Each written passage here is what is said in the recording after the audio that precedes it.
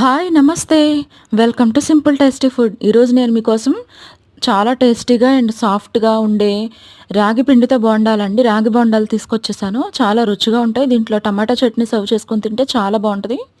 అయితే ఇది ఎలా ప్రిపేర్ చేయాలో చెప్తాను, ఫాలో అయిపోండి. ముందుగా ఒక కప్ తోటి రాగి పిండి తీసుకోవాలండి. ఇప్పుడు ఒక అరకప్ తోటి మైదా పిండి తీసుకోవాలి. తర్వాత ఇంకొక అరకప్ తోటి గోధుమ పిండిని కూడా యాడ్ చేసుకోవాలి. తర్వాత రుచికి సరిపడా సాల్ట్ వేసుకోవాలండి. అలాగే కొంచెం చిటికెడు వంట సోడా కూడా వేసుకోవాలి. ఒక స్పూన్ జీలకర్ర వేయాలి. అండ్ 2 పచ్చిమిర్చి సన్నగా తరిగి వేసుకోవాలి. కొంచెం కొత్తిమీర అండ్ ఒక ఉల్లిపాయ కూడా సన్నగా తరిగి వేసుకోవాలి. అలాగే 4-5 స్పూన్లు పెరుగు కూడా వేసుకోవాలండి. తర్వాత మొత్తం చక్కగా ఇలా మిక్స్ చేసుకొని వాటర్ వేసుకొని బోండాల పిండి లాగా కలుపుకోవాలి.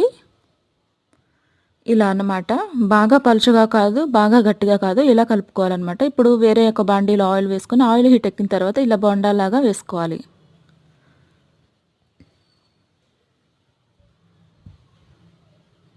చూసారా, ఇలా వస్తుంది అనమాట. ఇలా కొంచెం సేపు ఒక 5-6 నిమిషాల పాటు ఇలా వేపుకొని మీడియం ఫ్లేమ్లో కొంచెం సేపు ఇలా వేపుకొని తీసేసిన తర్వాత వేరే కలర్ వస్తుందండి. తీసేసి ఇంకా సర్వ్ చేసుకొని ప్లేట్లో టమాటా చట్నీతో తింటే చాలా బాగుంటుందండి. ట్రై చేయండి.